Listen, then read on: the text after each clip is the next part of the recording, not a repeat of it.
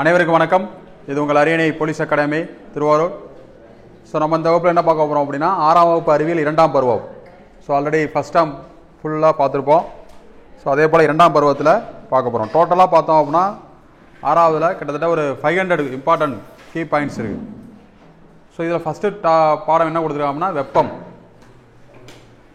So வெப்பம் அப்படிங்கிறது பார்த்தோம் அப்படின்னா ஒரு பொருளை தொட்டு பார்க்குறோம், அது சூடாக இருக்கா இல்லை குளிர்ந்த நிலையில் இருக்கா அப்படின்னு சொல்லிட்டு பார்ப்போம். அதில் உள்ள மூலக்கூறுடைய இயக்காற்றல் அப்படிங்கிறத வெப்பநிலை. வெப்பம் அப்படிங்கிறது ஒரு கேரக்டர் பண்பு மாதிரி, ஒரு பொருள் சூடாக இருக்கா இல்லையா அப்படின்னு சொல்லிட்டு. ஸோ வெப்பத்துடைய எஸ்ஐ அலகு அப்படின்னு பார்த்தோம்னா ஜூல். வெப்பத்துடைய பிற அலகுகள் பார்த்தோம்னா கலோரி கொடுத்துருக்காங்க பாருங்க. ஒரு பொருள் எந்த அளவு வெப்பமாக இருக்குது அல்ல குளிர்ச்சியாக இருக்குது என்பது அளவிடும் அலகு தானே அது வெப்பநிலை. வெப்பம் வேற, வெப்பநிலை வேற. அது கொஞ்சம் புரிஞ்சுக்கிறதே கொஞ்சம் கஷ்டமாக இருக்கும். வெப்பநிலை எஸ்ஐ அலகு பார்த்தோம்னா கெல்வின். ஸோ டிகிரி செல்சியஸ் அப்படின்னு எழுதுகிறப்போ பார்த்தோம் அப்படின்னா இதுமாதிரி பாயிண்ட் வச்சு டிகிரி செல்சியஸ் எழுதணும். கெல்வின் எழுதுறப்ப என்ன பண்ணக்கூடாது, அது எழுதக்கூடாது. பார்த்து வச்சுக்கேன். உலகிலேயே மிக குறைந்த வெப்பநிலை நோட் பண்ணி வச்சுங்க, -89 டிகிரி செல்சியஸ்.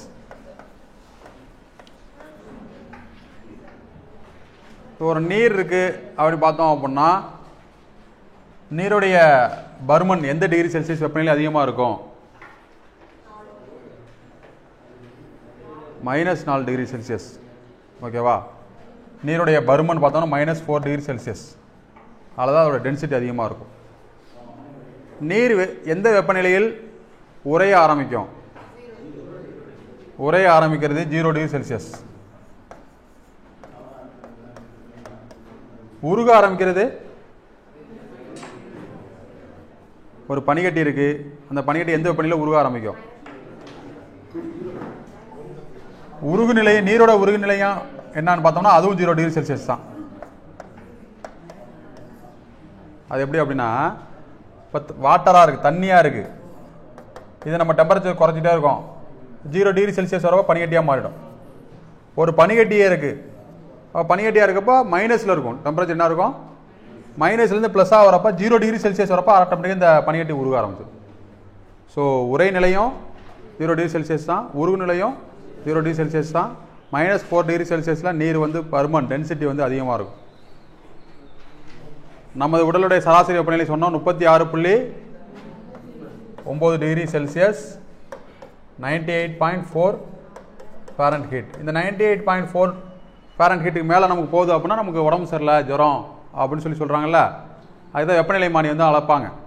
அந்த வெப்பநிலை மானியில் ஆரம்ப அளவு என்னன்னு பார்த்தீங்கன்னா இதான் இருக்கும், 98 ஃபாரன்ஹீட்லேருந்து இருக்கும்.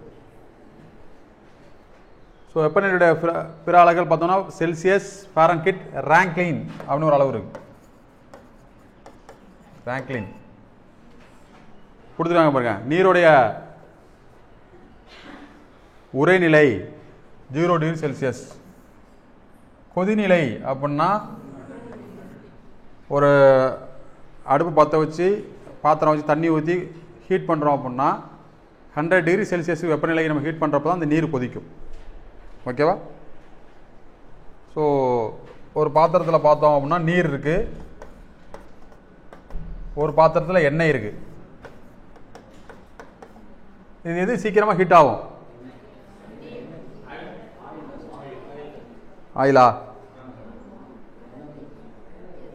ரெண்டுத்துக்கு சேம் டெம்பரேச்சர் கொடுக்குறோம், இதில் எது ஹீட் ஆகும்?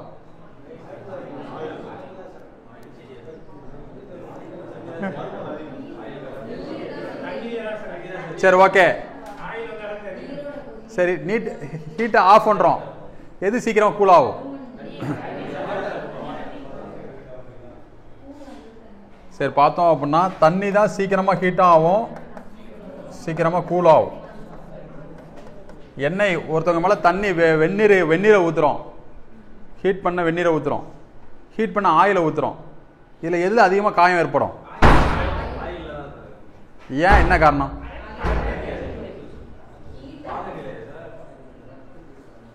அது ஒரு கேரக்டர் இருக்கு. என்ன கேரக்டர்? உள்ளுறை வெப்பம் அப்படின்னு சொல்லிட்டு ஒரு கேரக்டர் இருக்கு. அடுத்தது பார்த்தோம் அப்படின்னா தன்வெப்ப ஏற்புத்திறன் அப்படின்னு ஒரு கேரக்டர் இருக்கு. சரி, பார்ப்போம், அதெல்லாம் பார்ப்போம். இதெல்லாம் ஒரு டேட்டா மாதிரி கொஸ்டின். உலகிலேயே மிக குறைந்த வெப்பநிலை எத்தனை டிகிரி செல்சியஸ் அப்படின்னா -89 டிகிரி செல்சியஸ். உலகிலேயே மிக குறைவான வெப்பநிலை நிலவு பகுதி எங்கே அப்படின்னா இந்த அண்டார்டிகாவில் தான். சராசரி இயக்காற்றல் ஆவரேஜ் வெப்பநிலை. இந்த வெப்பநிலையை பொறுத்தளவுக்கு ஒரு முக்கியமான கொஸ்டின் இருக்குது. என்ன அப்படின்னா நோட் பண்ணி வச்சுங்க. வெப்பம் பரவும் முறை அப்படின்னு எழுதி வைங்க. வெப்ப பரவும் முறை.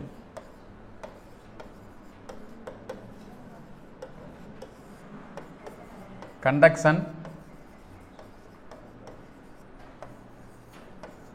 Convention, radiation. வெப்ப கடத்தல், சலனம், வெப்ப சலனம், வெப்ப கதிர்வீச்சு. ஓகேவா? ஸோ கண்டக்ஷன் அப்படிங்கிறது திடப்பொருட்களிடையே தொடர்புள்ள திடப்பொருட்களிடையே வெப்ப கடத்தப்படுது. ஸோ ஒரு பானை இருக்குது, பானையில் சாப்பாடு இருக்கு, இது எரிஞ்சிட்டு இருக்கு, இதில் ஒரு கரண்டையை டச் பண்ணுறோம். கரண்ட்டு சுடுதா இல்லையா? இந்த கரண்ட்டுக்கு எப்படி ஹீட் ஆகுது? திடப்பொருள்களுக்கிடையே தொடர்புடைய மூலக்கூறுகளிடையே வெப்ப கடத்தப்படுவது வெப்ப கடத்தல், கண்டக்ஷன். நீர் மூலக்கூறுகளிடையே ஒரு பாத்திரம் இருக்கு, இங்கே நெருப்பு சுடுது, கீழே உள்ள தண்ணி அப்படியே ஹீட் ஆகி பார்த்தா இந்த மேலே உள்ள தண்ணி என்ன ஆகுது? சுடும். திரவ பொருட்களிடையே வெப்ப கடத்தப்படுறது வெப்ப சலனம். தொடர்பில்லாத இரண்டு பொருட்களுக்கிடையே அல்லது வாயு மூலக்கூறுகளிடையே வெப்பம் கடத்தப்படுறது கதிர்வீச்சு, ரேடியேஷன். இப்போ கேள்வி கேட்பாங்க, சூரியனிலிருந்து எப்படி பூமிக்கு வெப்பம் கடத்தப்படுது அப்படின்னா ரேடியேஷன். வாயு மூலக்கூறுகளிடையே என்னது வெப்பம் கடத்தப்பட்டு ரேடியேஷன் வருது. புரிஞ்சுக்க முடியுதா? இது ரொம்ப முக்கியமானது, அடிக்கடி கேட்குற கேள்வி. சூரியனில் வெப்ப ஆற்றல் எப்படி உற்பத்தி ஆகுது? எழுதி வச்சிங்க. ஹைட்ரஜன் பிளஸ் ஹீலியம், அணுக்கரு இணைவு.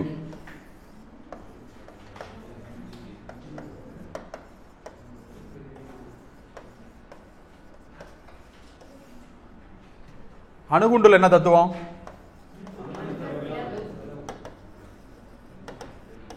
அணுக்கரு பிளவு. ஹைட்ரஜன் குண்டுல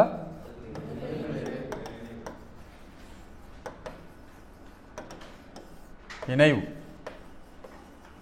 நோட் பண்ணி வச்சு. இதெல்லாம் ரொம்ப முக்கியமான கேள்வி, எல்லாம் எக்ஸாமில் அடிக்கடி கேட்குறாங்க. ஐன்ஸ்டீனின் நிறையாற்றல் சமன்பாடு கேள்விப்பட்டிருக்கீங்களா? இந்த அணுகுண்டு தத்துவம் அந்த கான்செப்ட் அடிப்படையில் செயல்படுது. So E = mc². இதுதான் ஐன்ஸ்டீனோட நிறையாற்றல் சமன்பாடு. இந்த கான்செப்ட் அடிப்படையில் தான் அணுகுண்டு செயல்படுது. அணுகுண்டு என்ன தத்துவம் அப்படின்னா அணுக்கரு பிளவு. 1 3 3 9 அப்படியே இதாகும். ஸோ அணுகுண்டுலாம் வெடிச்சிச்சு அப்படின்னா 9 இருக்கும், பார்த்து வச்சுங்க. ஹைட்ரஜன் இது ஒரு வாட்டி கேட்டிருக்காங்க. சூரியனில் வெப்பாற்றல் எப்படி உற்பத்தி ஆகுது? அணுக்கரு இணைவு, ஹைட்ரஜன் ப்ளஸ் ஹீலியம், வெப்பம் பரவு முறை, இதெல்லாம் பார்த்து வச்சுங்க. ஓகேவா? கொடுத்துருக்காங்க பாருங்க. பொருட்கள் வெப்பப்படுத்தும் பொழுது விரிவடையும். இப்போ உங்களுக்கு ஒரு கேள்வி, ரெஃப்ரிஜிரேட்டர் கேள்விப்பட்டிருப்போம். ரெஃப்ரிஜிரேட்டர், ஃப்ரிட்ஜை திறந்து வச்சிடறோம். ஒரு அறை இருக்குது, அறையில் என்ன பண்ணுறோம்? அந்த ஃப்ரிட்ஜை திறந்து வச்சிடறோம். ஆப்ஷன் ஏ, வெப்பநிலை அறை வெப்பநிலை உயரும். ஆப்ஷன் பி, அறை வெப்பநிலை குறையும். ஆப்ஷன் சி, எவ்வித மாற்றமும் ஏற்படாது.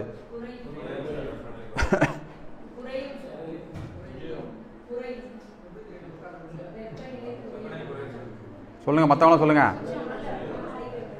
வெப்பநிலை அதிகரிக்கும். ஓகேவா? என்னவா? சரி, ஃப்ரிட்ஜில் என்ன மாதிரியான வாயு பயன்படுது?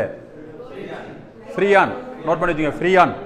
ஃப்ரிட்ஜில் கூல் பண்ணுறது பயன்படுற வாயு ஃப்ரீயான். அதுலேருந்து வெளியிடுறது தான் என்னது? HFC, குளோரோஃப்ளோரோ கார்பன், இதெல்லாம். ஓகேவா? பசுமை இல்ல வாயுக்கள் அப்படின்னு சொல்கிறோம்ல, வெளியிடுறது தான் வாயுக்கள்.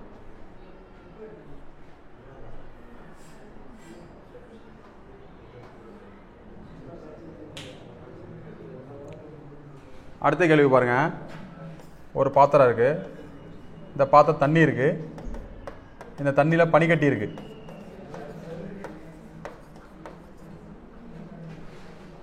நீரோட உயரம் இது. இந்த பனிக்கட்டி உருகுது. அப்படின்னா நீரின் உயரம்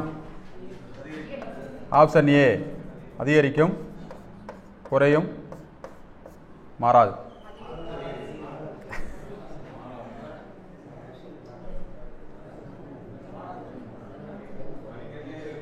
முயற்சி பண்ணுங்க. ஆப்ஷன் சி மாறாது. ஓகேவா? அது ஆக்குப்பை பண்ணியிருக்க இடம் அதில் மெல்ட் ஆனாலே ஆகும்.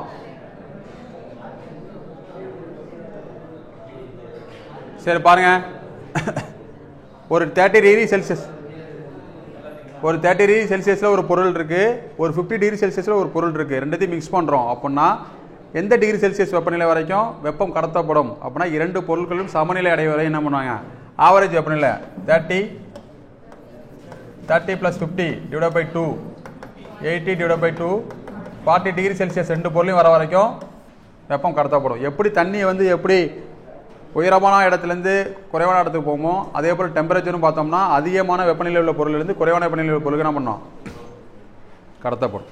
ஓகேவா?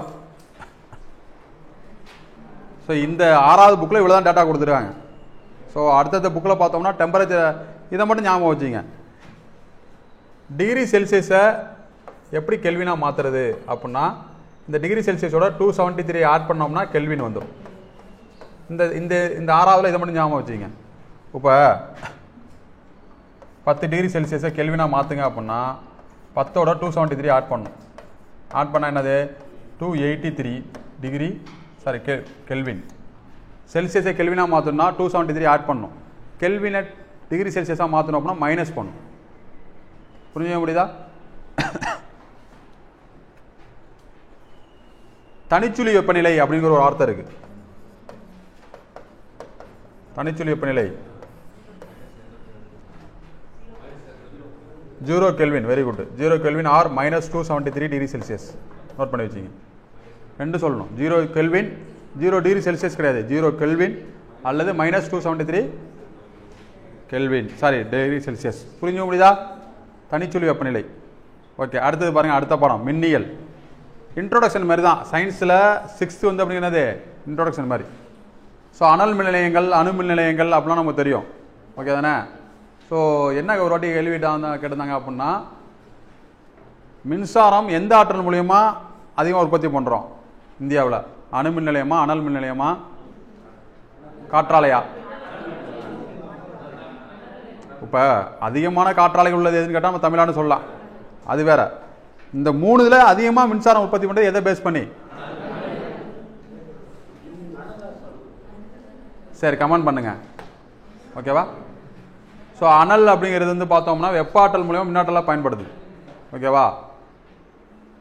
ஸோ அனல் மின் நிலையம் அப்படிங்கிறது என்ன அப்படின்னா நீரை நீராவியாக மாற்றி நீராவியை கொண்டு டர்பைன் ரொட்டேட் பண்ணி டர்பைன் மூலமாக என்ன பண்ணுவாங்க, மின்சாரம் உற்பத்தி பண்ணுவாங்க. ஸோ நிலக்கரி, டீசல் வாயுக்களை எரிப்பது மூலம் கிடைக்கும் வெப்பாற்றல் நீராவி உருவாக்கப்படுகிறது. நீர் மின் நிலையம். நீர் மின் நிலையத்தில் என்ன பண்ணுவாங்க அப்படின்னா தண்ணியை வந்து உயரத்தில் சேமிப்பாங்க. ஓகேவா? என்ன பண்ணுவாங்க, சேகரித்து அந்த தண்ணியை வந்து என்ன பண்ணுவாங்க, ரிலீஸ் பண்ணுவாங்க. ரிலீஸ் பண்ணி இந்த இடத்துல ஒரு டர்பைன் மாதிரி வச்சுருப்பாங்க. இந்த ஃபோர்ஸாக வர வாட்டர் இந்த டர்பைனை சுற்றும். இந்த டர்பைன் என்ன பண்ணும் அப்படின்னா mechanical energy is converted into electrical energy. புரிஞ்சுக்க முடியுதா? இந்த கொடுத்துருக்காங்க பாருங்க. அணைக்கட்டிலிருந்து பாயும் நீரால் டர்பைன் சுழற்றப்பட்டு மின்சாரம் உற்பத்தி செய்யப்படுகிறது. அதில் நீர்மின் நிலையத்தில். காற்றாலையில் ஏக்காற்றல் என்ன பண்ணுறாங்க, மின்னாற்றலாக மாற்றப்படுகிறது. விண்டு எனர்ஜி யூஸ் பண்ணி இந்த காற்றாலையை ரன்னை சுற்றி அதுலேருந்து வர்ற மெக்கானிக்கல் எனர்ஜி என்ன பண்ணுறாங்க, எலக்ட்ரிக்கல் எனர்ஜியை கன்வெர்ட் பண்ணுவாங்க. ஓகேவா? ஓகே. அந்த மின்கலத்தை 2 வகையாக பிரிக்கிறாங்க. முதன்மை மின்கலம், துணை மின்கலம் அப்படின்னு சொல்லிட்டு. முதன்மை மின்கலம் அப்படிங்கிறது பேட்டரி, அதை வந்து ரீசார்ஜ் பண்ண முடியாது. துணை மின்கலம்னு சொல்கிறோம்ல, அதை ரீசார்ஜ் பண்ணலாம். இப்போ மொபைல் ஃபோனெல்லாம் யூஸ் பண்ணுறது துணை மின்கலம். கொடுத்துருக்காங்க பாருங்க. கைபேசிகள், மடிக்கணிகள், அவசர விளக்குகள் இதெல்லாம் வந்து துணை மின்கலம் பயன்படுத்துகிறோம். எது பயன்படுத்துகிறோம்? துணை மின்கலம். முதன்மை மின்கலத்தில் சுவர் கடிகாரம், கைகள் இதெல்லாம் உள்ள பேட்டரிலாம் பார்த்தீங்கன்னா ஒரு வாட்டி யூஸ் பண்ணலாம், அதுக்கப்புறம் என்ன பண்ண முடியாது, ரீசார்ஜ் பண்ண முடியாது. மின் சுற்று இதோட வகைகள் ரொம்ப முக்கியமானது. ஒரு எலக்ட்ரிக்கல் சர்க்யூட் எத்தனை வகை இருக்குது? எளிய மின் சுற்று ஒன்றுமே கிடையாது. அடுத்து தொடர் இணைப்பு, பக்க இணைப்பு, serious connection, parallel connection. So நம்ம வீட்டுக்கெல்லாம் பயன்படுத்துறது என்னன்னு பார்த்தோம்னா பேரலல் கனெக்ஷன். ஸோ சீரியஸ் கனெக்ஷன்னா இப்போ ஒரு பேட்டரி ஏதாவது இல்லை ஸ்டார்ட் பண்ணி ஒரு ரெசிஸ்டன்ஸு பல்பு அப்படியே தொடர்ச்சியாக வரும். இந்த இடத்துல ஏதாச்சும் பிரேக் பண்ணிட்டோம் அப்படின்னா இந்த ஒரு இடத்துல பல்ப் என்ன ஆகுது, எரியாது. பேரலல் அப்படிங்கிறது இணையாக இருக்கும்.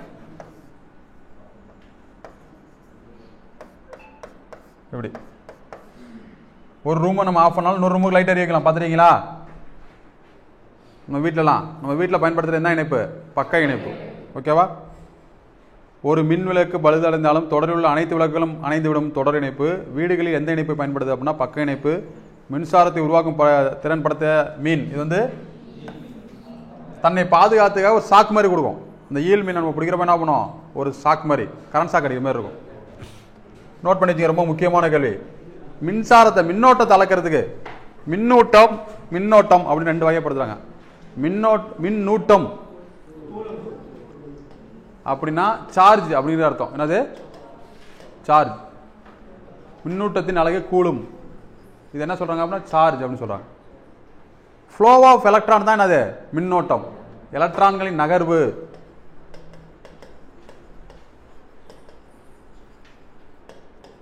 தான் அது மின்னோட்டம், கரண்ட். அந்த மின்னோட்டத்தை அளக்கிற கருவி வந்து ஆம்பியர். யூனிட் வந்து ஆம்பியரு, கருவி வந்து அம்மீட்ரு. இந்த அம்மீட்ரு பார்த்தீங்கன்னா இப்படி ஏ போட்டு வட்டம் போட்டிருக்கும். ஓகேவா? இதுதான் கொஸ்டின், சூப்பரான கொஸ்டின் தான். ஒரு மின்சுற்றில் ஃப்ளோ வர கரண்ட்டை மெஷர் பண்ணணும், மின்னோட்டத்தை அளக்கணும் அப்படின்னா அந்த அம்மீட்டரை எந்த இணைப்பில் இணைக்கணும்? தொடர் இணைப்பில் இணைக்கணும். எந்த இணைப்பில்? ஒரு மின்சுற்றில் ஏதேனும் இரண்டு புள்ளிகளுக்கு இடையே உள்ள மின்னழுத்த வேறுபாடு அளக்கிறது தான் வோல்டேஜ். என்னது? ஏதேனும் இரண்டு புள்ளிகளுக்கு இடைப்பட்ட மின்னழுத்த வேறுபாடு அளக்கிறது பேர் தான் அது வோல்டேஜ். இதுக்கு யூஸ் ஆகிற கருவி வந்து வோல்ட் மீட்டர். இந்த வோல்ட் மீட்டரை பார்த்தோம்னா பக்க இணைப்பில் இணைக்கணும். நோட் பண்ணி வச்சுங்க. அம்மீட்ரு தொடர் இணைப்பு, வோல்ட் மீட்ரு பக்க இணைப்பு. ஸோ அம்மீட்ரு மின்னோட்டத்தை அளக்க பயன்படுது, வோல்ட் மீட்ரு மின் அழுத்தத்தை பயன்படுது வோல்டேஜை மெஷர்மெண்ட் பண்ணுறதுக்கு. சொல்கிறோம்ல 230 வோல்ட்டு சிங்கிள் ஃபேஸு, 3 ஃபேஸு. சரி, ரைட். கால்வனாமீட்டர்னு ஒரு டிவைஸ் இருக்குது. என்ன இருக்குது? கால்வனாமீட்ரு. ஒரு மின்சுற்றில் எந்த டைரக்ஷனில் கரண்ட் ஃப்ளோ ஆகுது, எந்த திசையில், மின்னோட்டத்தின் திசையை கண்டுபிடிக்கிறது பயன்படுற கருவி தான் என்னது? கால்வனாமீட்டர். ஓகேவா? ஸோ தன் வழியை மின்சாரத்தை கடத்த அனுமதிக்கிறது மின் கடத்திகள், கண்டக்டர். தன் வழியை மின்சாரத்தை கடத்தாதது மின் கடத்தா பொருள்கள். தாமிரம், இரும்பு, அலுமினியம், மாசுபட்ட நீர், புவி மின் கடத்தா பொருள். இதில் பாருங்க, தூய நீர் மின்சாரத்தை கடத்தும், அதான் முக்கியமானது. தூய நீர் மின்சாரத்தை கடத்தாது. என்ன பண்ணாது? தூய நீர் என்ன பண்ணாது? ஆனால் மாசுபட்ட நீர் மின்சாரத்தை கடத்தும். மனித உடல் மின்சாரத்தை கடத்துமா? கடத்தும். ஏன் அப்படின்னா, ஏன் மின்னல் அடிக்கிறப்ப வெட்ட வழியில் நம்ம நிற்கக்கூடாது அப்படின்னா, இந்த மின்னல் எங்கே அடித்து இது வந்து என்ன ஆகும் அப்படின்னா தன்னை வந்து ஜீரோ ஆக்கிறதுக்கு ட்ரை பண்ணும். என்ன பண்ணும்? ஜீரோ ஆக்கிறதுக்கு சார்ஜை இழக்கிறதுக்கு ஏதோ ஒரு டிவைஸ் தேவைப்படும். அப்போ அந்த மின்னல் எங்கே அடிக்குதோ அங்கே என்ன ஹைட்டான பொருள் இருக்கோ அந்த வழியாக பாய்ந்து பூமியில் போய் என்ன ஆகிடும்? ஜீரோ ஆகிடும். அப்போ வேறு எதுவுமே இல்லை, நம்ம மட்டும் தனியாக நிற்கிறோம் அப்படின்னா நம்ம வழியாக, நம்ம பாடி வழியாக பூந்து போயிடும். ஒரே ஒரு மின்னலை மட்டும் சேமிச்சா எத்தனையோ வருடத்துக்கு மின்சாரத்தை நம்ம என்ன பண்ணலாமா? பயன்படுத்தலாம். அப்போ அவ்வளோ ஹை வோல்டேஜ் நம்ம மனித உடல் வழியாக பாய்ஞ்சுன்னா என்ன ஆவாங்க? இறந்துருவாங்க. வேறு வழியே இல்லை. மரம். இப்போ ஏன் கோயிலெலாம் வந்து இடி விழுவ முடியுது அப்படின்னா, கோயில் என்ன பண்ணி வச்சுருப்பாங்க? இடிதாங்கி. நோட் பண்ணி வச்சு. இடிதாங்கி கண்டுபிடிச்சாரு பெஞ்சமின் பிராங்க்லின். ஸோ இடிதாங்கியில் என்ன தத்துவம் அப்படின்னா, ஒரு கோயில் இருக்குது அப்படின்னா இந்த கோயிலுக்கு மேலே ஒரு கம்பி வச்சுருப்பாங்க. அப்போ மின்னல் விழுந்துச்சு அப்படின்னா இந்த இடத்த வருது அப்படின்னா டேரெக்டாக இந்த கம்பி வழியாக டேரெக்டாக இறங்கி இந்த கம்பி டேரெக்டாக எடுத்து கொடுத்துருப்பாங்க பூமியில், நேராக பூமிக்கு போயிடும். அதனால் எந்த பாதிப்புமே கிடையாது. என்ன சொல்கிறது புரியுதா உங்களுக்கு? இடிதாங்கி சிம்பிளான ஒரு கம்பி கான்செப்ட் தான். இப்போ ஒரு வீடு இருக்கணும்னா எர்த்து கொடுக்கணும். அதான் மின்கசிவு ஏற்பட்டுச்சு அப்படின்னா பூமியை நோக்கி போகிறதுக்கு எர்த்து கொடுத்தோம் அப்படின்னா பூமிக்கு போயிடும், பூமியில் போய் டிஸ்சார்ஜ் ஆகிடும். புரிஞ்சுக்க முடியுதா? இடிதாங்கி கண்டுபிடிச்சது யார்? Benjamin Franklin. Galvanometer, ammeter, voltmeter பார்த்து வச்சுங்க. இதை வந்து சர்க்யூட்டில் எப்படி இணைக்கணும் தான் கொஸ்டின் கேட்பாங்க. அம்மீட்ரு என்ன பண்ணோம்? தொடர் இணைப்பு. வோல்ட் மீட்ரு பக்க இணைப்பு. அப்போ வோல்ட் மீட்டர்னா என்ன, அம்மீட்டர்னா என்ன, பக்க இணைப்புனா என்ன, தொடர் இணைப்புனா என்ன நமக்கு என்ன பண்ணணும் தெரியணும். பாருங்கள், மின் விளக்கை கண்டுபிடித்தவர் தாமஸ் ஆல்வா எடிசன். ஓகேவா, அந்த தாமஸ் ஆல்வா எடிசன் பற்றி உங்களுக்கு நமக்கு தெரிஞ்சிருக்கும். கிட்டத்தட்ட எத்தனையோ முறை முயற்சி பண்ணி தான் அந்த பல்பை கண்டுபிடிச்சாராம். ஓகேவா, அவர் அந்த பாதி முயற்சி பண்ணிவிட்டு பாதியிலே கைவிட்டுருந்தாலும் இந்த வரைக்கும் என்ன இருக்காது. இப்போ இன்றைய காலகட்டத்தில் நம்ம விளக்கு இல்லாமல் இருக்க முடியுமா? ஸோ அந்த பல்பை கண்டுபிடிச்சி என்ன பண்ணுறாரு, அவரோட உதவியாளர்கிட்ட கொடுத்து இதுமாரி எல்லாரையும் வர சொல்லிட்டாரு. வர வச்சு மீட்டிங்லாம் அரேஞ்ச் பண்ணாங்க. நான் இதுமாதிரி கண்டுபிடிச்சிருக்கேன், உங்கள் முன்னாடி நான் எரிய வச்சுக்காமன்னு சொல்லி எல்லாம் வந்துட்டாங்க. அந்த உதவியாளர் எடுத்துகிட்டு போனார்ல பல்பு, படியில் இறப்ப கீழே போட்டு உடச்சிட்டாரு. எப்படி வந்துருக்கோம் நினச்சி பாருங்க. அவர் அவர் சொன்னாப்லையா, நான் இதுக்கு முன்னாடி எத்தனையோ முறை என்ன பண்ணிட்டேன், தோல்வி அடைஞ்சிட்டேன், இந்த தோல்வி எனக்கு என்ன கிடையாது, பெரிய விஷயம் கிடையாது அப்படின்னு சொல்லிட்டு மறுபடியும் புது பல்பு கண்டுபிடிச்சி பண்ணியிருக்காரு. ஓகேவா. ஸோ தாமஸ் ஆல்வா எடிசன் எங்கே பிறந்தார், அமெரிக்கா. ஸோ இந்த 11/2/1847 என்ன பண்ணுவாங்க அப்படின்னா, அமெரிக்காவில் ஃபுல்லாக லைட் ஆஃப் பண்ணிட்டு இவருக்கு அஞ்சலி செலுத்துவாங்களாம், எல்லா இடம் ஃபுல்லாகவே. அடுத்து பாருங்க, டைனமோ கண்டுபிடிச்சதார் மைக்கேல் ஃபாரடே. ஸோ டைனமோ நல்ல ஒரு கான்செப்ட் தான்.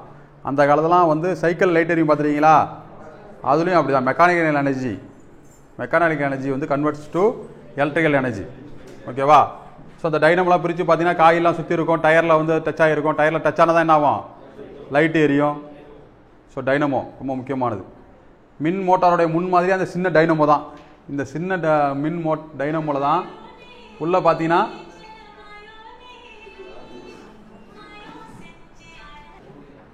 நம்ம கவனிச்சிங்க, இந்த மின் மோட்டாருடைய முன் மாதிரி தான் என்னது டைனமோ.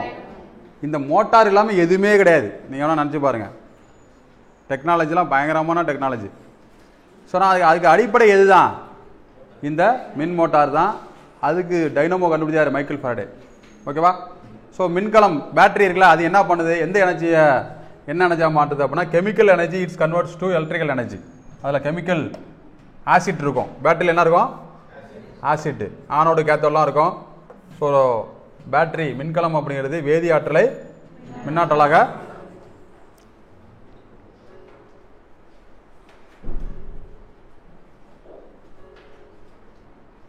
மின்கல அடுக்கு அப்படிங்கிறது பேட்டரி. இது எப்படி குறிப்பாங்க அப்படின்னா இப்படி இருக்கும், ஒரு ப்ளஸ்ஸு ஒரு மைனஸ், ஒரு ப்ளஸ்ஸு ஒரு மைனஸ், இப்படி தானே அர்த்தம் பேட்டரியோட சிம்பிள். ஓகேவா. தமிழ்நாட்டில் அனல் மின் நிலையம் பாருங்கள், நெய்வேலி எண்ணூர் குறித்து வச்சுங்க, ரொம்ப முக்கியமானது.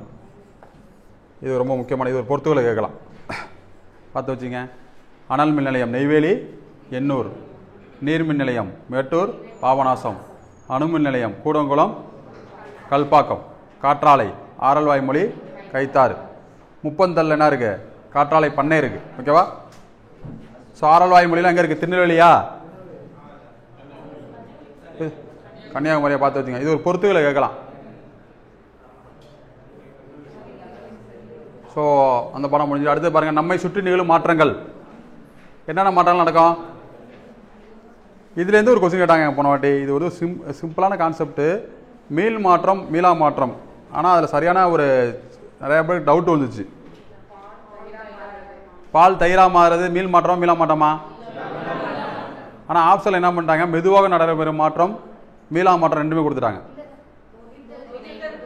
நொதித்தல் வினையா? ஆனால் மெதுவாக நடைபெறும் வினையும் கொடுத்தாங்களா இல்லையா, கொடுக்கலையா? ஏன்னா பால் தயிராக மாறுறது என்னது, மெதுவாக நடைபெறும் வினை தானே. பால் தயிராக மாற நொதித்தலும் ஆப்ஷனில் வச்சுருந்தாங்க. சரி, ஃபஸ்ட்டு பாருங்கள், மெதுவாக நடைபெறது நகம் வளர்தல். சரி, எனக்கு வேகமாக நகம் வளர்ந்து யாரிச்சிருக்கீங்களா? முடி வளர்ச்சி இல்லை, அப்படி தானே. அடுத்து பருவநிலை மாற்றம், எல்லாமே மெதுவாக நடைபெறும், ஸ்லோ ப்ராசஸ். வேகமாக நடைபெறுது பட்டாசு வெடித்து, இப்போ வெடி கொளுத்தி வச்சு பக்கத்துலேயே பார்த்து நின்று அவரை வெடிக்குதா இல்லையான்னு பக்கத்தில் இப்படிலாம் பண்ணிடலாம், அப்படி தான் பண்ணலாம்ல. கண்ணாடி உடைதல், காகிதம் எரிதல் சீக்கிரமாக இதாகிடும், இதான் வேகமாக நடக்குது. மீள் மாற்றம், தொட்டா சினிங்கி, தொட்டா என்ன பண்ணும், சினிங்கிடும். சொல்லுங்கள் பார்ப்போம், நீங்களும் அமைதியாக இருங்க. தொட்டா சினிங்கியோட அறிவியல் பெயர் யாரை சொல்கிறீங்களா? சமோசாவா? சரி, சமோசாவை ஞாபகம் வச்சுக்கிங்க, மைமோசா புட்டிகா எழுதிங்க. மைமோசா, கவலைப்படாதீங்க, ரொம்ப டஃப்பாலாம் கொஸ்டின் கேட்க மாட்டாங்க. நீங்கள் நம்ம அடுத்தது என்ன பண்ணோம் அப்படின்னா 2023 ஓப்பன் கோட்டாவில் கேட்ட கொஸ்டினை பாருங்கள். கொஷின் எப்படி இருக்கும் அப்படின்னா டிஃப்ரெண்ட்டாக இருக்கும். எப்படி இருக்கும்? வித்தியாசமான கேள்வியாக இருக்கும். ஒரே மாதிரியாக இருக்காது. மனப்பாடம் பண்ணி எழுதுன மாதிரியே என்ன இருக்காது, கேள்வி இருக்காது. கேள்வியில் நிறையா பிளேசஸ் வரும். இடம், முக்கியமான இடங்கள், தமிழ்நாட்டை பற்றி முக்கியமான இடங்கள், ஸ்டாட்டிக் ஜிகே, தினங்கள், இதெல்லாம் படிக்கணும். என்ன சொல்கிறேன்னு புரியுதா உங்களுக்கு? டெய்லியுமே கொஞ்சம் தினங்கள்லாம் படித்து வச்சுருங்க. ஜனவரி மாதத்தில் என்ன முக்கியமான தினங்கள், இதே போல் சில கலவை மாதிரி தான் கொஸ்டின் இருக்கும். எஸ்ஐ கொஸ்டின் எப்படி இருக்கும்? கலவை மாதிரி தான் இருக்கும். ஓகேவா? ஸோ தொட்டா சிரிங்கி, ரப்பர் வளையம், ரப்பர் திரும்ப என்ன பண்ணலாம்? பனிக்கட்டி உருவுதல். மீள் மாற்றமா மீளா மாற்றமா? மீளா மாற்றத்தை பாருங்கள். பால் தயிராதல் என்னது? ஸோ பால் தயிராது காரணம் லாக்டோபேசிலஸ். ஓகேவா? அடுத்து உணவு செரித்தல். அடுத்து பாருங்க, சூப்பரான ஒரு திடப்பொருள். ஒரு திடப்பொருளை ஹீட் பண்ணுறோம், அது திரவ பொருளாக மாறாமல் நேரடியாக வாயு நிலைக்கு மாறுறதுக்கு பேர் பதங்கமாதல். என்னென்ன பொருளாக பதங்கமாகும்? கற்பூரம், நாப்தலின், அயோடின் உண்டா? எழுதி வச்சுங்க. அயோடின்,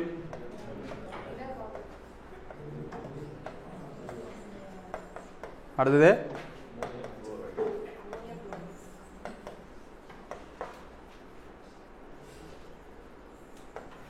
ஓகேவா? ஸோ இந்த நிகழ்ச்சியோட பேர்லாம் கொடுத்துருக்காங்க பாருங்கள். பனிக்கட்டியை வெப்பப்படுத்தி நீராக மாறுறதுக்கு பேர் என்ன பேர்?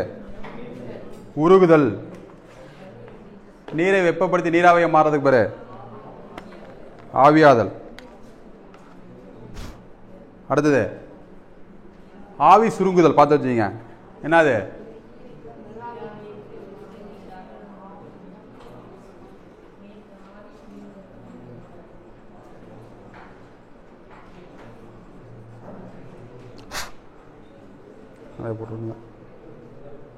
அடுத்து பாருங்க, நீரை குளிர்வித்து பனிக்கட்டியாக மாற்றுதல் பேர் என்னது? உறைதல். ஸோ பொது கரைப்பான் அல்லது சர்வ கரைப்பான் அப்படின்னா நீரில் எது வேணாலும் மேக்ஸிமம் என்ன ஆஞ்சிரும்? கரைஞ்சிரும். இப்போ தண்ணி இருக்குது, தண்ணியில் சர்க்கரையை போடுறோம் அப்படின்னா கரைக்கிறதுக்கு பேர் தான் என்னது? கரைப்பான். கரைகிறதுக்கு பேர் என்னது? கரைபொருள். ஸோ கொடுத்துதான் பாருங்க. கரைபொருளை கரைக்கக்கூடிய பொருள் கரைப்பான். கரைப்பானில் கரையக்கூடிய பொருள் கரைபொருள். இயற்பியல் மாற்றத்தில் புதிய பொருள்கள் உருவாவதில்லை.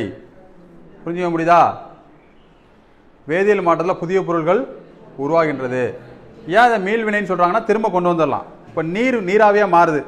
இது இயற்பியல் வினையா வேதியியல் வினையா?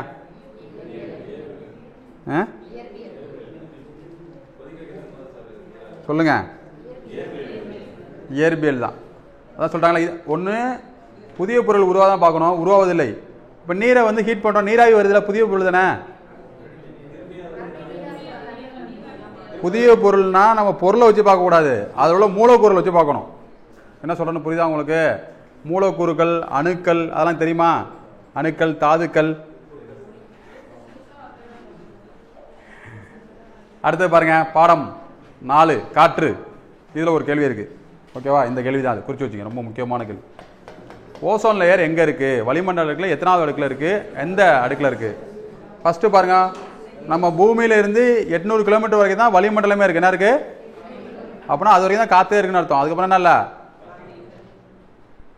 ஸோ இது ஈஸியான கேள்வி. இது ஓசோன் மறந்துடக்கூடாது. 2வது அடுக்கு ஸ்டெட்டோஸ்பியர். சொல்லுங்கள். ஸ்டேட்டோஸ்பியர். ஓசோன் லேயர் எங்கே இருக்குது? ஓகேவா? அதிகாலையில் இந்த ஓசோன் லேயர் கீழே இறங்கி வரும். ஓசோனுடைய மூலக்கூறு வாய்ப்பாடு பார்த்தோம்னா O3. என்னது? இது ஒரு மூவணு மூலக்கூறு. ஒரு வாட்டி எக்ஸாம்பிள் கேட்டாங்க, எது மூவணு மூலக்கூறு, ஈரணு மூலக்கூறுன்னு கேட்டாங்க. இது என்னது? மூவணு மூலக்கூறு. இப்போ CO2ங்கிறது என்னது? 2 + 1 மூவணு மூலக்கூறு. ஆக்சிஜன் ஈரணு மூலக்கூறு. அதில் எத்தனை மூலக்கூறு பார்த்து சொல்கிறது தான்.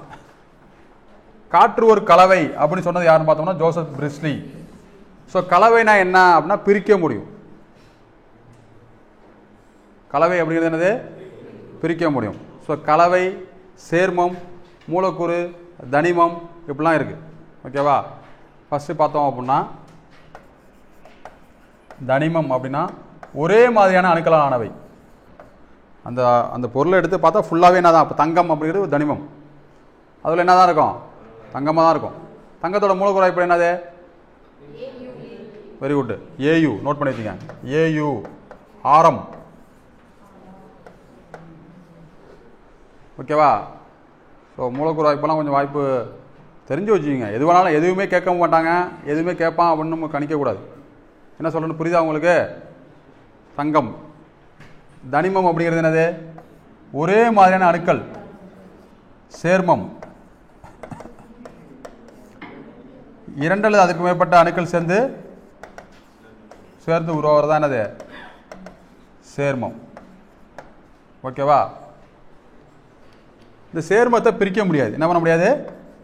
திரும்ப பிரிக்க முடியாது. கலவை சேம் தான், இரண்டு அல்லது அதுக்கு மேற்பட்ட பொருட்கள் சேர்ந்து உருவாகிறது. ஆனால் பிரிக்க முடியும். கலவை என்ன பண்ண முடியும்? பிரிக்க முடியும். புரிஞ்சுக்க முடியுதா? மூலக்கூறு சேர்ந்து ஒரு புதிய பொருள் உருவாகிறது. காற்று ஒரு கலவை, ரத்தம் ஒரு சேர்மம். நோட் பண்ணி வச்சுங்க.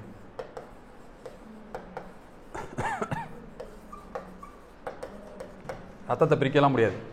புரிஞ்சுக்க முடியுதா? ஸோ ரத்தம் ஏன் சிவப்பு நிறமாக இருக்கு? ஹீமோகுளோபின். இது எல்லாமே முக்கியமான கேள்விங்க, நோட் பண்ணி வச்சுக்கோங்க. காற்று ஒரு கலவை அப்படின்னு சொன்னது ஜோசப் பிரிஸ்லி. ஆக்சிஜன் அப்படி பெயரிட்டவர் ஆண்டனி லவாசியர்.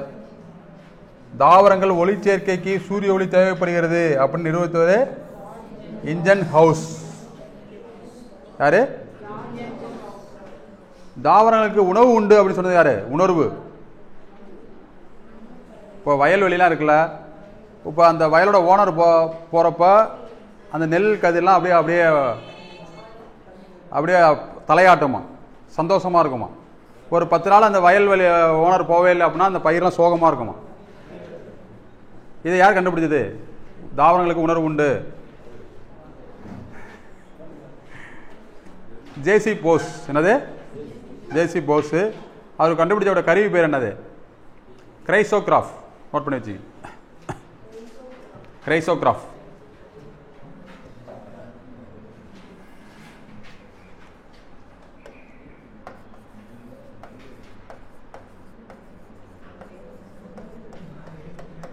ஸோ இந்தியாவை சேர்ந்து யாரெல்லாம் நோபல் பரிசு வாங்கியிருக்காங்க? ஃபஸ்ட்டு நோபல் பரிசு வாங்கினது யார்? எதுக்காக நோபல் பரிசு வாங்கினாங்க? இதெல்லாம் படித்து வச்சுங்க. ஸோ 1913 ரவீந்திரநாத் தாகூர் என்ன பண்ணார்? கீதாஞ்சலி அப்படிங்கிற மொழிபெயர்ப்புக்காக தான் என்ன பண்ணார்? ஃபஸ்ட்டு வாங்கினார். ஓகேவா? வேறு யாரெல்லாம் தமிழ்நாட்டை சேர்ந்து யாராச்சும் நோபல் பரிசு வாங்கியிருந்தாங்கன்னா அது என்ன பண்ணுங்க சொல்லணும். இப்போ தெரிஞ்சு வச்சுங்க, ரொம்ப முக்கியமானது. ஸோ நைட்ரஜனை கண்டுபிடிச்சது ரூதர் ஃபோர்டு. ஆக்சிஜன் அப்படி பெயரிட்டவர் ஆண்டனி லவாசியர். பாருங்க, நீராவி இலை. நான் சொன்ன ஏற்கனவே சொன்ன ஸ்டொமாட்டா அப்படிங்கிறது ஒரு துளை. என்னது? இலை துளை. ஓகேவா? அது வழியாக தான் வெளியேறும் ஸ்டொமாட்டா. சூரியனிலிருந்து வெளிச்சத்தை பெறுகிற தாவர பாகம் குளோரோஃபில். அடுத்து எழுதுங்க. உள்ளிழுக்க இப்போ நம்ம சுவாசிக்கிறோம்ல, அதில் எவ்வளோ ஆக்சிஜன் உள்ளே இழுப்போம் அப்படின்னா 20% இருக்கும். எத்தனை பர்சன்டேஜ்? 20%. நம்ம வெளியில் இடுறது 16%. அப்போ எவ்வளோ பர்சன்ட் தான் நம்ம எடுத்துக்கிறோம்? 5% தான் எடுத்துக்கிறோம். அப்படி சொல்லலாமா? சொல்லக்கூடாதா? நம்ம இழுக்கிற காற்றில் 21% ஆக்சிஜன் இருக்குது, நம்ம வெளியிடுறதுல 16% இருக்குது. சரி, ரைட்டு. இது ரொம்ப முக்கியமானது, குறித்து வச்சுங்க. உலர் பனிக்கட்டி அப்படின்னு அழைக்கப்படுறது என்ன அப்படின்னா, திட கார்பன் டை ஆக்சைடு இருக்குல்ல, திட கார்பன் டை ஆக்சைடு அப்படின்னா என்ன? கார்பன் டை ஆக்சைடு கேஸை -57 டிகிரி செல்சியஸுக்கு கூல் படுத்துகிறப்ப அது வந்து திடமாக மாறிடும். என்ன மாறிடும்? அதை என்ன சொல்கிறாங்க? உலர் பனிக்கட்டி அப்படின்னு சொல்கிறாங்க. ஸோ உரைக்கலவை அப்படின்னு கேள்விப்பட்டிருக்கீங்களா? அப்படின்னா என்னன்னு சொல்லிட்டு நீங்கள் என்ன பண்ணுங்க, கமெண்ட் பண்ணுங்க. ஸோ இது என்னன்னு புரியுதா? ஒரு carbon dioxide gas CO2 கேஸுவை -57 டிகிரி செல்சியஸில் கூல் படுத்துகிறப்ப திடவ பொருளாக மாறிடுது. அதுக்கு பேர் தான் உலர் பனிக்கட்டி. அடுத்த பாருங்க, ஆழ்கடலில் செல்பவர்கள் சுவாசிப்பதற்கு பயன்படுத்துறது ஹீலியம் ஆக்சிஜன் கலவை. ஓகேவா? ஸோ இப்போ உள்ள பெட்ரோல் பங்க்லாம் என்ன கேஸ் ஃபில் பண்ணுறாங்க டயர்களுக்கெல்லாம்? Nitrogen gas. என்ன காரணம்? ஓகே. அடுத்தது பாருங்க, செல்.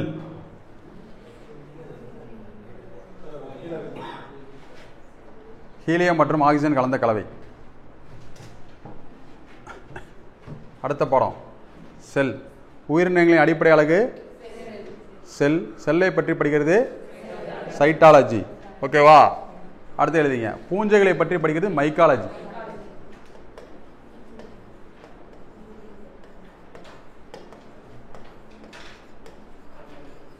ஸோ ஆன்காலஜி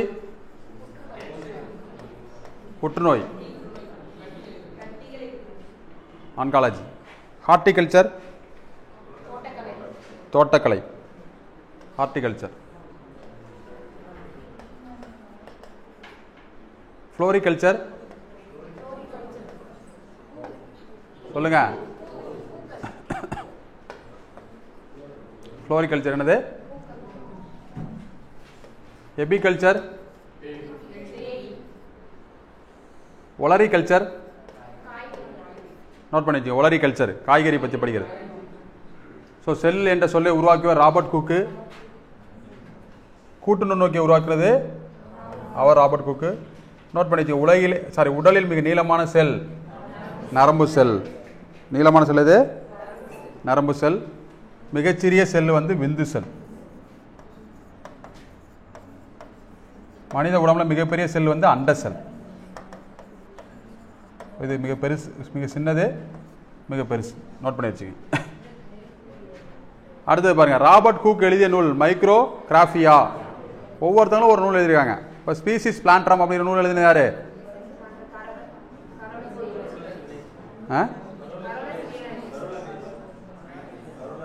நோட் பண்ணிங்க. Carolus Linnaeus, Species Plantarum. அந்த நூல்லாம் இப்போ நீங்கள் வந்து தாவரவியல் வல்லுநர் ஆகணும், விலங்கியல் அப்படின்னா அதே மாதிரி புத்தகத்தை படிச்சிங்க அப்படின்னா சூப்பராக அவங்க கொடுத்துருப்பாங்க. ஓகே தானே? ஸோ செல்லுலா அப்படிங்கிறது என்ன அர்த்தம் அப்படின்னா சிறிய அறை. அது என்ன மொழி சொல் அப்படின்னா லத்தீன் மொழி சொல். நோட் பண்ணி வச்சிங்க. ஸோ இது போல் ஒரு ஜிகேல கொஸ்டின் கேட்பாங்க. என்ன கொஸ்டின் கேட்பாங்க? சிட்டிசன் அப்படிங்கிறது எந்த மொழி சொல்? சிவிக்ஸ் அப்படிங்கிற லத்தீன் மொழி சொல்லா? சிவிக்ஸ் அப்படிங்கிறது லத்தீன் மொழி சொல்லு. சிட்டிசன் அப்படிங்கிறது கிரேக்கம். இது எப்படி ஞாபகம் வச்சுக்கணும் அப்படின்னா குடிமகன். சிட்டிசன் என்ன அர்த்தம்? குடிச்சா கிறுக்கு பிடிச்சிரும் அப்படின்னு ஞாபகம் வச்சுக்கணும். சொல்லுங்க. ஸோ இதே போல் நிறையா இருக்கு. பட்ஜெட் அப்படிங்கிறது எந்த மொழி சொல்லு? சொல்லுங்க. மற்றவங்க சொல்லுங்க. பட்ஜெட் அப்படிங்கிறது எந்த சொல்லுங்க, எந்த மொழி சொல்? பிரெஞ்சு. அப்படின்னா என்ன அர்த்தம்? பட்ஜெட்னா சிறிய தோல் பை அப்படின்னு அர்த்தம். ஸோ இதே போல் நிறையா இருக்குது. பணம் அதை மாதிரி தெரிஞ்சு வச்சுங்க. ஸோ செல்லை வந்து ரெண்டு வகையாக பிரிக்கிறாங்க. நம்ம ஏற்கனவே பார்த்தோம். ப்ரோகரியேட் செல், யூகரியேட் செல். தெளிவான உட்கரு, தெளிவற்ற உட்கரு. ஃபஸ்ட்டு உயிரினங்கள் உருவாக்கப்ப உதாரணம் தெளிவற்ற உட்கரு கொண்டது ப்ரோகரியேட்டு. இந்த ப்ரோகரியேட் உதாரணம் பார்த்தோம் அப்படின்னா பாக்டீரியா அப்படின்னு பார்த்தோம், பாபு அப்படின்னு பார்த்தோமா. தெளிவான உட்கரு கொண்டது யூகரியேட் செல்கள். ஸோ செல்லை வந்து என்ன அளவில் அளப்பாங்க? மைக்ரோமீட்டரில். எவ்வளோ அளப்பாங்க? மைக்ரோமீட்டர். பாக்டீரியாவோட அளவு பார்த்தோம்னா 0.1 to 0.5 மைக்ரோமீட்டர் இருக்கும். மனித உடலில் எவ்வளோ செல் இருக்குன்னு பார்த்து வச்சிங்க. 3.7 × 10⁻13. பூமியில் முதல் உருவானது ப்ரோகரியேட் செல் தான். ஏன்னா ப்ரோகரியேட் அப்படிங்கிறது தெளிவற்ற உட்கரை கொண்டது. இதுக்கப்புறம் உள்ளது ரொம்ப ரொம்ப முக்கியமானது. இதுலேருந்து ஒரு கேள்வி கேட்கலாம் வாய்ப்பு இருக்குது. செல்லில் நிறைய பாகங்கள் இருக்குது. நம்ம 6வது படிக்கிறப்பலாம் நம்ம என்ன பண்ணுவோம்? செல்லை வரைஞ்சி பெஞ்சில் உட்காந்துட்டு என்ன பண்ணுவோம்? டக்கு டக்குன்னு குத்திட்டே இருப்பாங்க பார்த்துட்டீங்களா? இதுமாதிரி வரைஞ்சி திரும்ப திரும்ப ஒரே மாதிரி தான் இது பண்ணுறது. இப்படி போட்டு உட்கரு போட்டு எது இருக்கோ இல்லையோ ஃபஸ்ட்டு ஒரு பெரிய வட்டம். அடுத்து என்னது? செல்லின் ஆற்றல் மையம் அப்படிங்கிறது மைட்டோகாண்ட்ரியா. நோட் பண்ணி வச்சுங்க. ஆற்றல் மையம் வேற, ஆற்றல் நாணயம் வேற. ஸோ நாணயம் அப்படிங்கிறது ஏடிபி. ஏடிபி அப்படிங்கிறது அடினோசைன் ட்ரை பாஸ்பேட். ட்ரை ஏடிபின்னு இருக்கா? இது டை, அடினோசைன் டை பாஸ்பேட். ஆற்றல் நாணயம் அப்படிங்கிறது என்னது? சொல்லுங்க. ஏடிபி. ஆற்றல் மையம் மைட்டோகாண்ட்ரியா எல்லாம் சொல்லுவாங்க. அது செல்லில் உணவு தொழிற்சாலை எங்கே பண்ணப்படுதுன்னா பசுங்கணியத்தில் பண்ணப்படுது. எங்கே பண்ணப்படுது? செல்லின் கட்டுப்பாட்டு மையம் உட்கரு அல்லது நியூக்ளியஸ். செல்லில் நகரும் பகுதி சைட்டோபிளாசம். ஸோ லைசோசோம் தான் என்னது? தற்கொலை பைகள். நோட் பண்ணி வச்சுங்க. லைசோசோம். இது என்ன பண்ணும் அப்படின்னா செல்லுக்குள்ள ஏதாச்சும் ஒரு நச்சு பொருள் வருதுன்னா அதை விழுங்கிடும். என்ன பண்ணிடும்? அதான் தற்கொலை பைகள் அப்படி அழைக்கப்படுது. சொல்லியிருக்காங்க பாருங்க. செல் சுவர் இருக்கு ஆனால் நியூக்ளியஸ் இல்லை அப்படின்னா அது என்ன சொல்லலாம்? நியூக்ளியஸ் இருக்குமா இருக்காதா? தாவர செல்லுக்கு இருக்கும். ஸோ தாவர செல்லுக்கும் விலங்கு செல்லுக்கு வித்தியாசம் அப்படின்னா சென்ட்ரோசோம் தான். என்னது? நோட் பண்ணிக்கோங்க. சென்ட்ரியோல்கள். விலங்கு செல்ல சென்ட்ரியோல் காணப்படுமா காணப்படாதா? காணப்படும். தாவர செல்ல காணப்படாது. நோட் பண்ணி வச்சுக்கோங்க. சென்ட்ரியோல். ஸோ ஸோ ஒரு செல் உயிரினம். ப்ரோகரியேட் செல்லு காணப்படுது.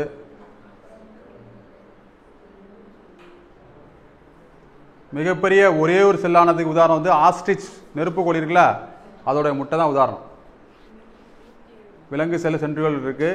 விலங்கு செல்லில் பசுங்கனியா காணப்படுறதில்லை. மிக நீளமான செல் பார்த்தாச்சு. செல்லின் சேமிப்பு கிடங்கு நோட் பண்ணி வச்சிங்க. நுண்குமிழ்கள் வித்தியாசமாக உள்ளதை படித்து வச்சுங்க. சேமிப்பு கிடங்கு, நுண்குமிழ். செல்லின் வாயில், உட்கரு வாயில், இது உட்கருக்கு மேலே ஒரு உரை இருக்கும், அதுதான் இது கதவு அல்லது வாயில். செல் இந்த பாருங்க, செல்லின் உட்கரு வாயில் அப்படின்னா உட்கரு உரை, செல்லின் வாயில் அப்படின்னா செல் சவ்வு மேலே, அதுதான் என்ட்ரன்ஸ் மாதிரி. ஓகேவா?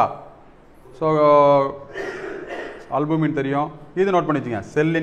செல்லை தாங்குபவர் செல் சுவர், செல்லின் கதவு, செல்லின் நகரும் பகுதி சைட்டோபிளாசம், செல்லின் ஆற்றல் மையம், செல்லின் உணவு தொழிற்சாலை, சேமிப்பு கிடங்கு, மூளை, இதெல்லாம் பார்த்து வச்சுங்க. ஓகே, அடுத்த பாடம் பாருங்க. மனித உறுப்பு மண்டலம். நம்ம உடலில் உறுப்பு மண்டலத்தை 8 வகையாக பிரிக்கிறாங்க. உறுப்பு மண்டலத்தை என்ன பண்ணுறாங்க? நரம்பு மண்டலம் அப்படின்னு சொல்லிட்டு.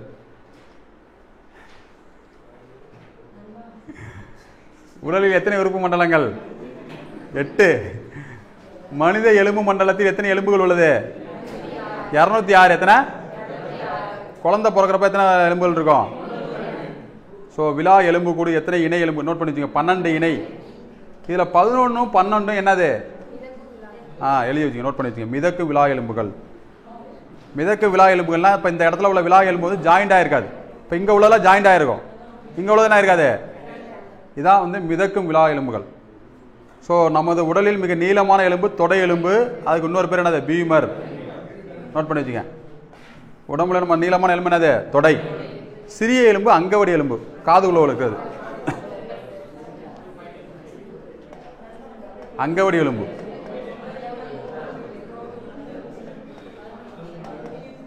ஸ்டெப்பேஸ் எழுதுங்க. சிறிய எலும்பு கரெக்டா? அங்கவடி எலும்பு அல்லது ஸ்டெப்பேஸ். தொடை எலும்பு அல்லது பீமர். எலும்புகளை தசைகளுடன் இணைப்பது என்னது? தசை நார்கள். எலும்புகளை இணைப்பது இது பாருங்க. மனித முகத்தில் காணப்படுகிற மிகப்பெரிய எலும்பு அப்படின்னா கீழ்த்தாடை எலும்பு. கீழ்த்தாடை அசைக்கலாம், நம்மள மேல் தடை நம்ம என்ன பண்ண முடியாது? அசைக்க முடியாது. முதல்ல என்ன பண்ணோம்? மேல் தடை அசைக்குமா கீழ்த்தடை அசைக்குமா? மேல் தடை அசையாது, கீழ்த்தடை தான் அசையாது. எப்படி இது மூடிடுமா? தண்டுவடத்தை பாதுகாக்கும் எலும்பு முதுகெலும்பு தொடர். அதனால நம்ம வந்து பைக்கில் போகிறப்ப, ஸ்பீட் பிரேக்கெல்லாம் போகிறப்ப என்ன பண்ணோம்? பாதுகாத்து போகணும். நம்மளுடைய தண்டுவடம் பாதிக்கப்பட்டுச்சு அப்படின்னா ஆட்டோமேட்டிக்காக வளைஞ்சிரும் உடம்பு. இதயத்தை பாதுகாக்கும் எலும்பு பாருங்க, விலா எலும்பு. இதோட நீளம் கொடுத்துருக்காங்க பாருங்க. அங்கவடி எலும்போட நீளம் 2.8 மில்லிமீட்டர், 300. மென் தசை, கட்டுப்படாத தசை, இதெல்லாம் சொல்கிறாங்க. ஓகேவா? சரி, உங்களுக்கு ஒரு கேள்வி. என்ன கேள்வி அப்படின்னா, இதய தசைகளுக்கு ரத்தத்தை எடுத்து செல்வது எது? இதயத்து தசைகள், இதயத்தில் இருக்குல்ல, இதய தசைகள். கேள்வி புரியுதா? இதயத்திலேருந்து எல்லா பாகத்தும் ரத்தம் போகுது. இதய தசைகளுக்கு ரத்தத்தை எடுத்துப்பது எது?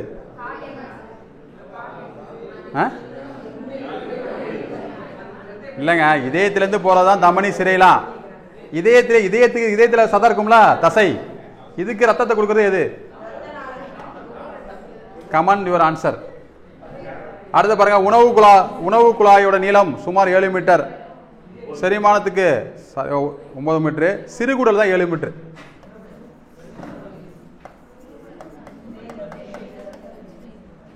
இல்ல, முக்கியமானது மட்டும் பார்த்துப்போம். இது நோட் பண்ணி வச்சுங்க. முக்கியமானது, ஸ்டார்ச்சை சிதைப்பது எது? அமிலேஸ் நொதி. அது நம்ம உமிழ்நீரில் இருக்கு. இது டேரக்டாக கேட்பாங்க. உமிழ்நீரில் என்னென்ன நொதிலாம் இருக்கு அப்படின்னா அமிலேஸ் டயலின் அப்படின்னு 2 நொதி இருக்கு. என்ன இருக்கு? Amylase ptyalin. இதுல இந்த அமிலேஸ் எதுக்கு யூஸ் ஆகுது அப்படின்னா ஸ்டார்ச்சை சிதைக்கிறதுக்கு. அதுதான் சாப்பிட்றப்போ பொறுமையாக சாப்பிடணும் அப்படின்னு சொல்லி சொல்றாங்க.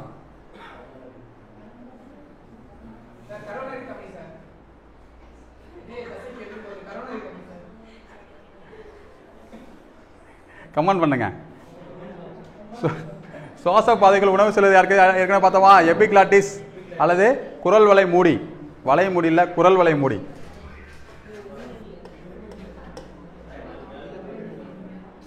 இது ரொம்ப முக்கியமானது, குறிச்சு வச்சுங்க. நுரையீரலை சுற்றி பாதுகாக்கக்கூடிய படலம், நுரையீரல் உரை பெரு ஃப்ளூரா. மூளையை சுற்றி உரை இருக்கு. என்ன உரை? 3 உரை இருக்கு. அரக்னாய்டு, மெனிஞ்சஸ், இன்னொன்னு கமெண்ட் பண்ணுங்க. டியூரோமீட்டர். என்னது? நோட் பண்ணி வச்சு. டியூரோமீட்டர், அரக்னாய்டு, மெனிஞ்சஸ். இதில் எது மேல் உரை, எது மைய உரை, எது பார்த்து வச்சுங்க. சிறுநீரகத்தின் அடிப்படை அலகு நெஃப்ரான். ஓகேவா? நரம்பு மண்டலத்தின் அடிப்படை அலகு நியூரான். ஸோ நுரையீரலை சுற்றி காணப்படுற உரை ஃப்ளூரா. மூளையை சுற்றி 3 உரை காணப்படுது. ஸோ இதயத்தை சுற்றி என்ன உரை காணப்படுது? பெரிகார்டியம். நோட் பண்ணி வச்சுங்க, ரொம்ப முக்கியமானது. ஸோ இந்த பெரிகார்டியம் ஒரு உரை இருக்கும், அதுக்குள்ளே திரவம் இருக்கும், அதுக்குள்ளே தான் இந்த இதயம் இருக்கும். திடீர்னு நெஞ்சில் அடிக்கிறாங்க அப்படின்னா நமக்கு எதுவும் ஆகாது. ஏன்? இப்போ ஒரு பால் வந்து தண்ணிக்குள்ளே மிதக்குது அப்படின்னா, தண்ணி வெளில அடிக்கிறோம் அப்படின்னா அந்த பாலுக்கு என்ன ஆகாது?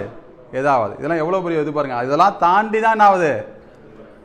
இந்த தைராய்டு சுரப்பி, பிட்யூட்டரி சுரப்பி, இது வந்து நம்ம வந்து 10th சயின்ஸில் 16வது பாடம் போய் பார்த்தீங்க அப்படின்னா என்ன படம்?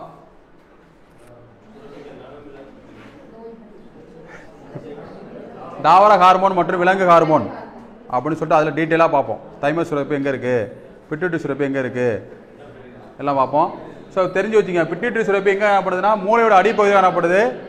இதில் வடிவம் என்னன்னு பார்த்தோம்? பட்டாணி வடிவம். என்ன வடிவம்? ஒரு பட்டாணி சைஸ் தான். அந்த சுரப்பி ஒழுங்காக செயல்படல அப்படின்னா அவ்வளோ முடிஞ்சிச்சு. ஓகேவா? ஆளுமை ஹார்மோன் அப்படி அழைக்கப்படுது தைராய்டு சுரப்பி, தைராய்டு ஹார்மோன். ஓகே தானே? ஸோ இது ரொம்ப சூப்பரான ஒரு கொஸ்டின். மனிதனுடைய நுரையீரலுடைய நிறைய காற்று நுண்பைகள் இருக்கும். என்ன இருக்கும்? பைக்கில் கார்பரேட்டர் எதுக்கு யூஸ் ஆகுது?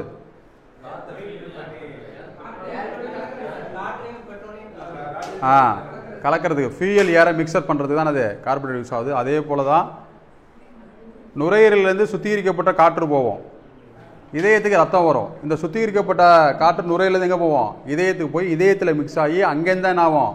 எல்லா பாகத்துக்கும் போகும். புரிஞ்சுக்க முடியுதா? இதில் ஏதாச்சும் ஒரு ப்ராசஸ் நிப்பாட்டினாலும் என்ன அர்த்தம்? நம்ம நுரையீரலில் 300 மில்லியன் நுண்ணுரைகள் இருக்கான். அந்த நுரையீரலில் உள்ள நுண்ணுரைகளை எடுத்து நம்ம அப்படி பரப்பி வச்சோம்னா ஒரு டென்னிஸ் கிரவுண்ட் அளவுக்கு வருமா? எவ்வளோ வருமா? டென்னிஸ் கிரவுண்டில் புல்தரை வச்சுருக்காங்கல்ல, அவ்வளோ பெருசு, அந்த அளவுக்கு இருக்கான். பார்த்து வச்சுங்க. ஸோ எபிக்ளாட்டிஸ், இதயம், நம்முடைய இதய 4 அறைகள், இதய சுற்றில உரையின் பெயர் பெரிகார்டியம்.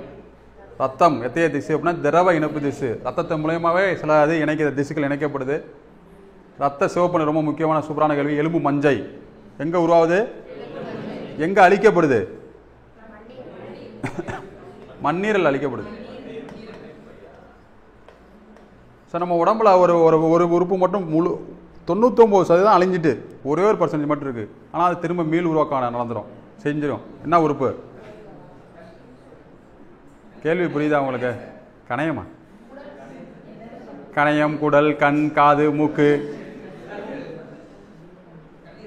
இந்த மண்ணீரல் தான்.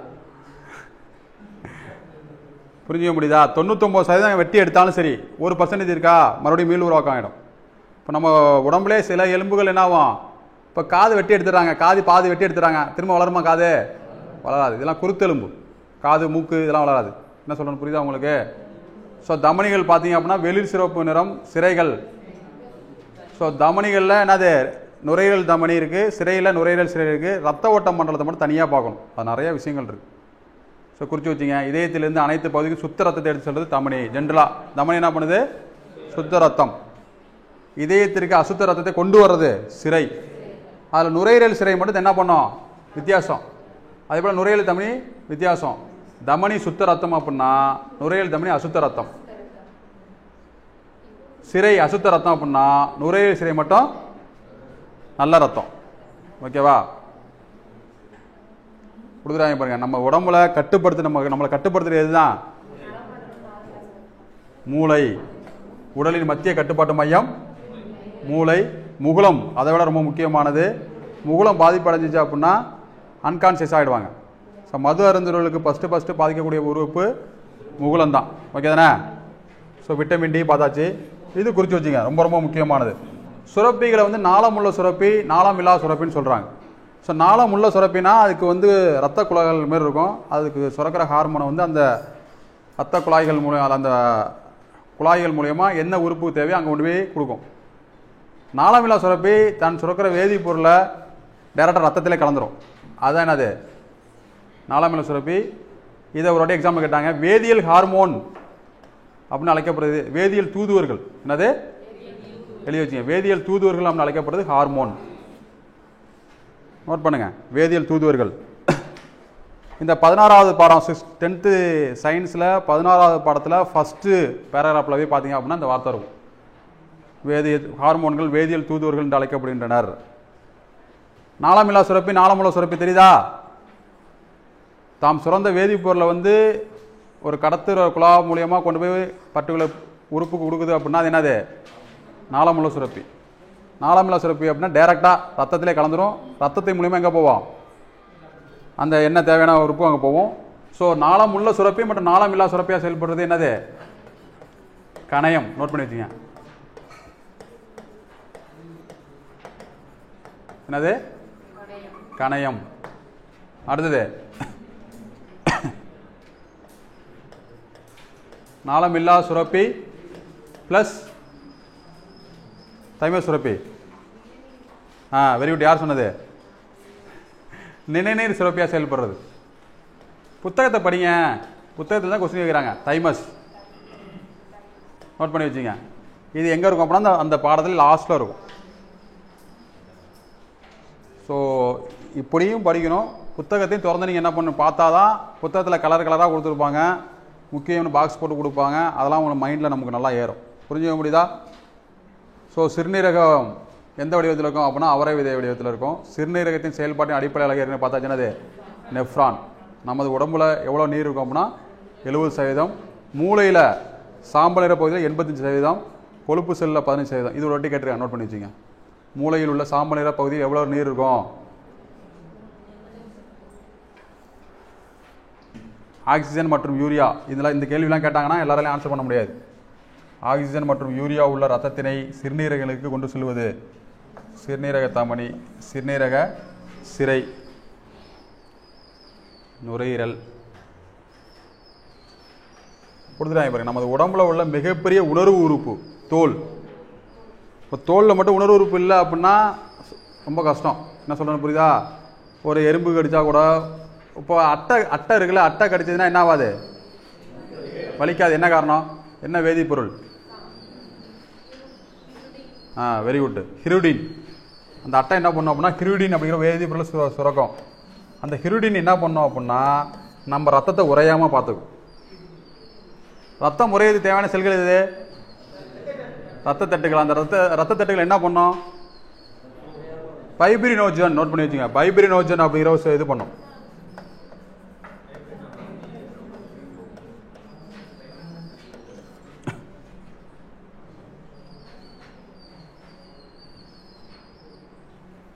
ஓகேவா?